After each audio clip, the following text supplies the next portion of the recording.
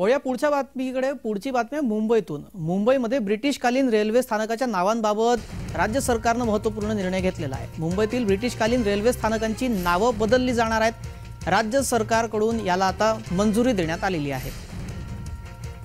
मुंबईमध्ये जितकी स्थानक आहेत ज्याला ब्रिटिशकालीन नावे आहेत ती आता नावे बदलली जाणार आहेत आणि भारतीय परंपरेनुसार याला नावे दिली जाणार। राज्य सरकारकडून या संदर्भात मंजुरी देण्यात आलेली आहे। चर्नी रोडचं गिरगाव स्टेशन करावं ही पण मागणी होती, ती पण आज या प्रस्तावात मंजूर करण्यात आलेली आहे।